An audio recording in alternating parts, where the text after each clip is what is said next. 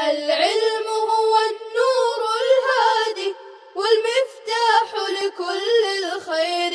من يريد الله به خيرا. بسم الله الرحمن الرحيم. الحمد لله رب العالمين. الحمد لله حمدا كثيرا طيبا مباركا فيه. يا رب لك الحمد كما ينبغي لجلال وجهك ولعظيم سلطانك. سبحان الله وبحمده عدد خلقه ورضا نفسه وزنة عرشه ومداد كلماته. وصلى الله وسلم على نبينا محمد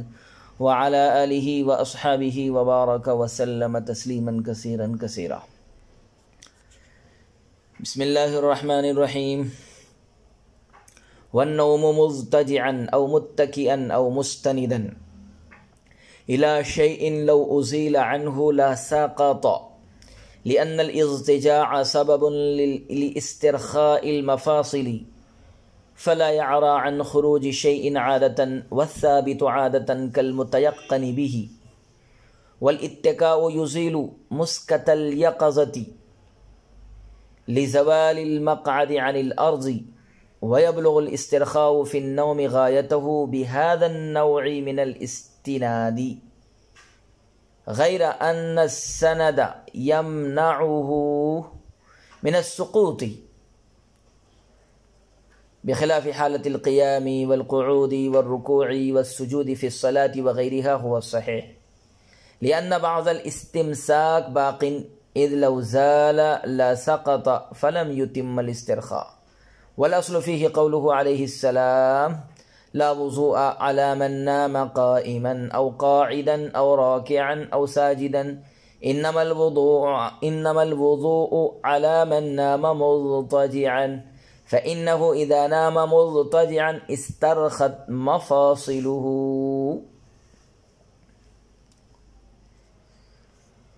اور کروٹ سونا یا ٹیک لگا کر سونا یا کسی ایسی چیز کی طرف سہارا لگا کر سونا کہ اگر اسے ہٹا لیا جائے تو سونے والا گر پڑے، اس لیے کہ کروٹ لینا جوڑوں کا بند ڈھیلے ہونے کا سبب ہے،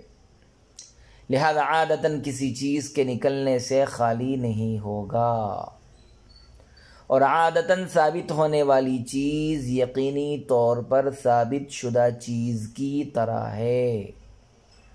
اور ٹیک لگانا بیداری کی رکاوٹ کو ختم کر دیتا ہے، اس لیے کہ مقعد زمین سے ہٹ جاتا ہے، اور نیند میں اس طرح سہارا لینے سے استرخاء اپنی انتہا کو پہنچ جاتا ہے، لیکن ٹیک انسان کو گرنے سے روکے رہتی ہے، برخلاف قیام، قعود، رکوع اور سجدے کی حالت کے نماز وغیرہ میں۔ یہی صحیح ہے کیونکہ کچھ استمساک باقی ہے، اس لیے کہ اگر استمساک ختم ہو جاتا تو آدمی گر پڑتا، لہذا استرخاء مکمل نہیں ہوا۔ اور اس سلسلے میں نبی اکرم صلی اللہ علیہ وسلم کا یہ ارشاد گرامی اصل ہے کہ اس شخص پر وضو نہیں واجب ہے جو کھڑے ہو کر یا بیٹھ کر یا رکوع یا سجدے کی حالت میں سوئے، وضو تو اس شخص پر واجب ہے جو کروٹ سوئے، اس لیے کہ جب کوئی شخص کروٹ پر سو گیا تو اس کے جوڑ بند ڈھیلے ہو گئے۔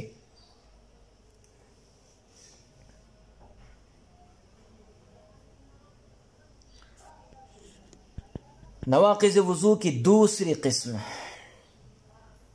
اس سے پہلے ان نواقض کا بیان تھا جو حقیقتاً اور واقعتاً انسان کے بدن سے نکلتے ہیں، یہاں سے ان نواقض کا بیان ہے جو خارج نہیں ہوتے مگر وہ بدن ہی سے متعلق ہے۔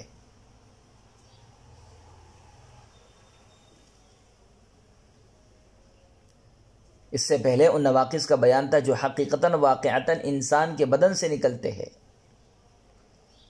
یہاں سے ان نواقض کا بیان ہے جو خارج نہیں ہوتے مگر وہ بدن ہی سے متعلق ہے اور جن کے پائے جانے سے بھی وضو ٹوٹ جاتا ہے۔ عبارت کا حاصل یہ ہے کہ اگر کوئی باوضو شخص کروٹ لیٹ کر سوتا ہے یا کسی سرین پر تکیہ لگا کر کے سوتا ہے یا کسی ایسی چیز پر سہارا لے کر سوتا ہے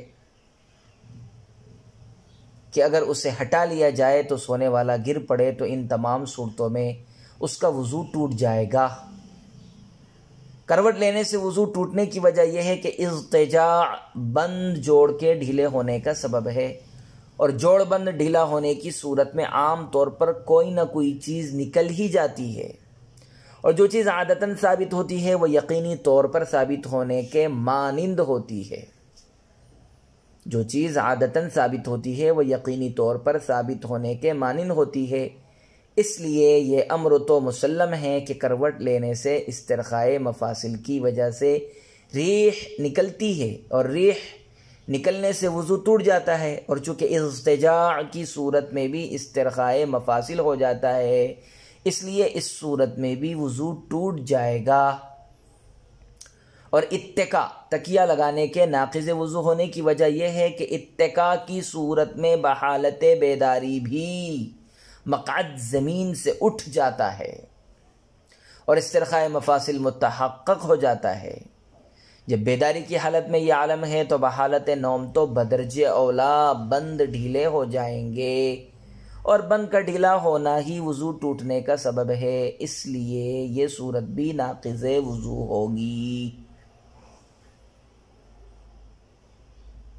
بعین ہی یہی صورت ٹیک لگانے میں بھی ہوتی ہے، مگر ٹیک اور سہارا انسان کو گرنے سے روکے رکھتے ہیں، لیکن پھر بھی اس صورت میں گرنے کا اندیشہ رہتا ہے، اور اس سے بڑھ کر استرخائے مفاصل تو ہو ہی جاتا ہے، اور استرخائے مفاصل ہی نقض وضو کا سبب ہے، اس لیے یہ صورت بھی ناقض وضو ہے۔ بخلاف حالت النومی، ان صورتوں کے بالمقابل اگر کوئی شخص قیام، قعود، رکوع اور سجدے کی ہیئت بنا کر نماز یا غیر نماز میں سوتا ہے تو اس کا وضو نہیں ٹوٹے گا، کیونکہ یہاں اگرچہ نوم متحقق ہے لیکن پھر بھی کچھ نہ کچھ استمساک اور رکاوٹ باقی ہے۔ اس لیے اگر کلیتاً استمساک ختم ہو جاتا ہے تو سونے والا دھڑام سے گر پڑتا ہے۔ معلوم یہ ہوا کہ اس صورت میں استرخاء تو ہے مگر کامل نہیں، جبکہ نقض وضو کے لیے کامل استرخاء ضروری ہے، پورے جوڑ بند ڈھیلے ہونا ضروری ہے، اور وہ یہاں نہیں پایا گیا، اس لیے ان صورتوں میں وضو نہیں ٹوٹے گا۔ یہ تو عقلی دلیل ہے، اصل اور نقلی دلیل وہ حدیث ہے جو کتاب میں مذکور ہے، اور اس میں اس بات کی طرف وضاحت ہے کہ صرف کروٹ لیٹ کر سونے کی صورت میں ہی وضو ٹوٹتا ہے، قیام، قعود اور رکوع وغیرہ کی حالت میں سونے سے وضو نہیں ٹوٹتا۔ رسول اللہ صلی اللہ علیہ وسلم نے فرمایا: لا وضوء علی من نام قائما او قاعدا او راکعا او ساجدا، انما الوضوء علی من نام مضطجعا فانه اذا نام مضطجعا استرخت مفاصله۔ اس شخص پر وضو نہیں واجب ہے جو کھڑے ہو کر یا بیٹھ کر یا رکوع یا سجدے کی حالت میں سوئے، وضو تو اس شخص پر واجب ہے جو کروٹ سوئے، اس لیے کہ جب کوئی شخص کروٹ پر سو گیا تو اس کے جوڑ بند ڈھیلے ہو گئے۔ والغلبة على العقل بالإغماء والجنون لأنه فوق النوم مضطجعا في الاسترخاء، والإغماء حدث في الأحوال كلها وهو القياس في النوم إلا أن عرفناه بالأثر، والإغماء فوقه فلا يقاس عليه۔ اور اغماء کی وجہ سے عقل پر غلبہ ہو جانا، والغلبة على العقل بالإغماء، اغماء کی وجہ سے عقل پر غلبہ ہو جانا اور جنون، یہ دونوں ناقض وضو ہے، اس لیے کہ ان میں سے ہر ایک استرخاء کے حوالے سے کروٹ ہو کر سونے سے بڑھ کر ہے، اور اغماء تمام حالتوں میں حدث ہے، اور نوم میں بھی قیاس کا یہی تقاضا ہے، لیکن ہم نے اثر کے ذریعے الا انا عرفناہ بالاثر، مگر ہم نے اثر کے ذریعے اسے پہچانا ہے، اور پھر اغماء بھی اس سے بڑھ کر ہے، اس لیے نوم کو اس پر قیاس نہیں کیا جائے گا۔ بے ہوشی اور پاگل پن ناقض وضو ہے یا نہیں ہے، اسے بیان کر رہے ہیں بالتفصیل۔ صورت مسئلہ یہ ہے کہ اگر اغما کی وجہ سے کسی شخص کی عقل مغلوب ہو جائے، بے ہوشی کی وجہ سے اگر کسی شخص کی عقل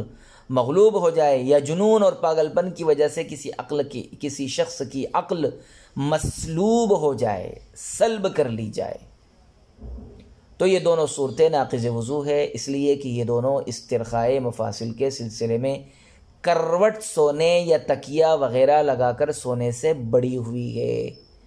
اور جب کروٹ سونے اور تکیہ لگا کر سونے سے وضو ٹوٹ جاتا ہے تو وہ چیزیں جو استرخاء کے حوالے سے کروٹ سونے میں اس سے بھی بڑی ہوئی ہے، ان سے تو بدرجہ اولا وضو ٹوٹ جائے گا۔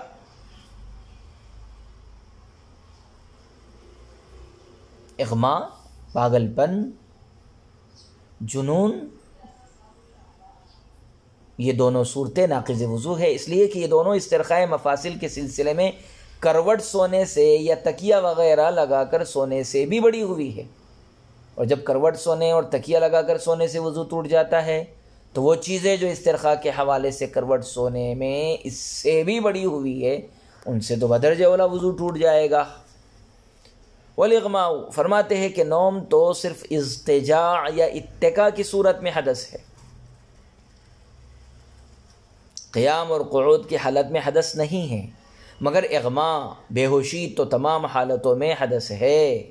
خواہ استجاعن ہو، نوم و نومن ہو، قیام یا قعود کی حالت میں ہو، جس حالت میں بھی بے ہوشی پائی جائے یہ ناقض وضو ہے،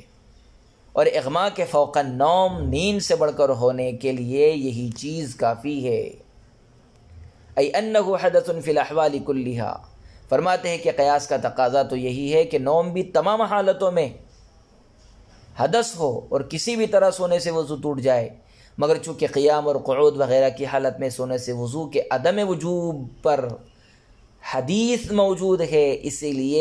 لیے اس اثر اور اس حدیث کی وجہ سے قیام اور قعود وغیرہ کی نوم کو ناقص بننے سے الگ رکھا جائے گا، اور اسے اغما پر، بے ہوشی پر قیاس نہیں کیا جائے گا، کیونکہ بہرحال اغما نوم سے بڑھ کر ہے، بے ہوشی نیند سے بڑھ کر ہے، اس لیے کہ سونے والا شخص اٹھانے اور متنبہ کرنے سے اٹھ کھڑا ہوتا ہے، جبکہ مغما علیہ، جس پر بے ہوشی طاری ہو، دو ہاتھ مارنے سے بھی نہیں حرکت کرتا ہے۔ اور رہا مسئلہ جنون کا تو وہ اغما سے بھی بڑھ کر ہے جنون، تو کیونکہ اغما میں عقل صرف مغلوب ہوتی ہے، بے ہوشی میں عقل مغلوب ہوتی ہے، جبکہ جنون میں صرف عقل مغلوب ہی نہیں ہوتی بلکہ مسلوب بھی ہو جاتی ہے، سلب کر لی جاتی ہے، کھینچ لی جاتی ہے۔ یہی وجہ ہے کہ حضرات انبیاء کرام کے حق میں اغما کا تو امکان ہے، مگر جنون کا امکان بالکل معدوم ہے۔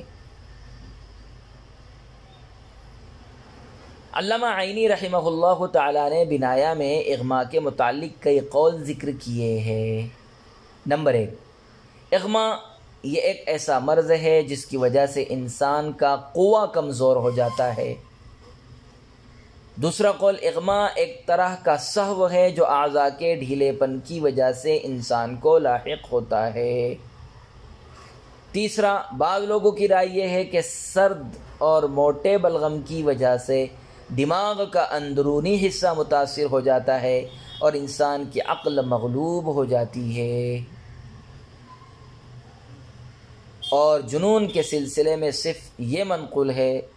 الجنون زوال العقل و فسادہ، جنون زوال عقل کا نام، فساد عقل کا نام ہے۔ والقہقہۃ فی کل صلاۃ ذات رکوع وسجود والقیاس انها لا تنقض وهو قول الشافعی رحمہ اللہ تعالی لأنه ليس بخارج نجس ولهذا لم يكن حدثا في صلاة الجنازة وسجدة التلاوة وخارج الصلاة ولنا قوله عليه السلام من ضحك منكم قهقهة فليعد الوضوء والصلاة جميعا وبمثله يترك القياس والأثر ورد في صلاة مطلقة فيقتصر عليها والقهقهة ما يكون مسموعا له ولجيرانه والضحك ما يكون مسموعا له دون جيرانه وَهُوَ عَلَى مَا قِيلَ يُفْسِدُ الصَّلَاةَ دُونَ الْوُضُوءِ، اور قہقہا بھی ناقض وضو ہے رکوع اور سجدوں والی ہر نماز میں، اور قیاس یہ ہے کہ قہقہا ناقض وضو نہ ہو، اور یہی امام شافعی رحمہ اللہ تعالی کا قول ہے، اس لیے کہ قہقہا نکلنے والی کوئی نجس چیز نہیں ہے، لیس بخارج نجس، اسی وجہ سے نماز جنازہ، سجدہ تلاوت اور نماز سے باہر قہقہا حدث نہیں ہے۔ ہمارے دلیل نبی اکرم صلی اللہ علیہ وسلم کا یہ ارشاد گرامی ہے، سنو الا سنو من ضحک منکم قہقہۃ فلیعد الوضوء والصلاة جمیعا،